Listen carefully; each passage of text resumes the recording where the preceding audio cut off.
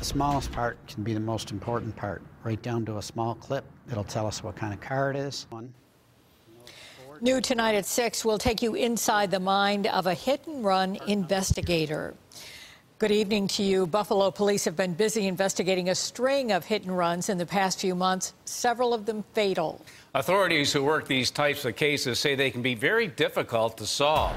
There are teams of investigators who specialize in tracking down the drivers. News 4's Christy Kern shows what they look for. Christy? Don, Jackie, the map behind me shows the 5 hit-and-runs in Buffalo since May. You can see that we've highlighted the areas where they've happened. 3 of those were deadly and 1 seriously hurt a 7-year-old boy. It's putting more pressure than ever on investigators to find closure for the victims' families. He loved to walk. He loved to walk. That's what 60-year-old Arthur Redrick was doing when he was hit and killed by a car on Bailey Avenue in May. His nephew, Bryant Ziegler, says he was walking to the store near his house. Surveillance video shows he tried to get out of the way of a speeding SUV. He didn't have no chance. The car was doing like 80 miles an hour. He had no chance to even stop. The person responsible drove away. The camera at a nearby store helped Buffalo police find the car they think was involved.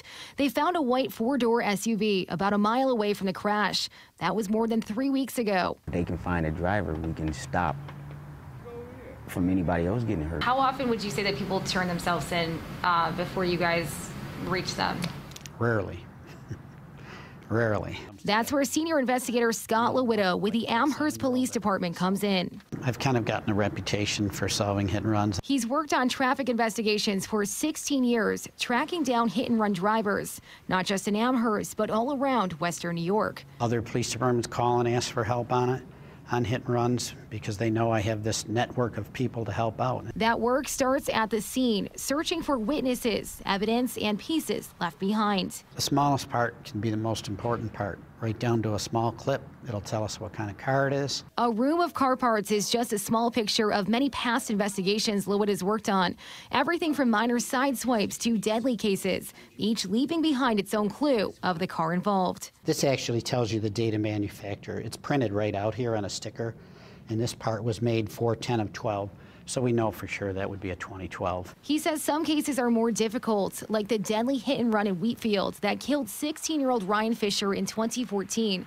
Lewita says he was trying to match a piece of a headlight in the case.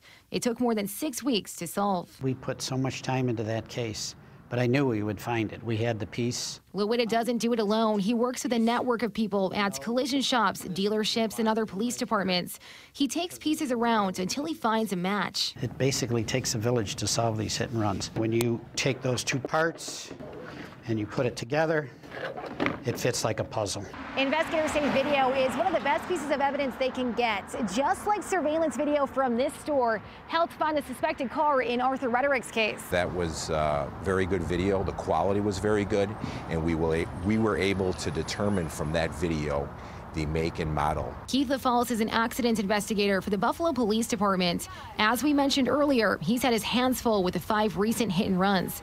He says their job is not done, even once they find the car involved. A lot of times the registered owner of that vehicle will not cooperate. LaFalce says it can take weeks or even months to make an arrest. It's not necessarily how fast you build it. You want to build a strong case. Even with all that work, some cases are never solved. Some families never find closure. I pray every day, this was a guy that I missed. This is a guy that I'll never see again. Arthur Redrick's family hopes his is not one of them. I asked investigators if there's any reason for the recent increase in hit-and-runs. They tell me there is no obvious answer other than more people are out in the summer and most hit-and-run drivers are under the influence of drugs or alcohol. Their message to drivers is to never leave the scene of an accident. Reporting live in the studio, Christy Kern, News 4 at 6.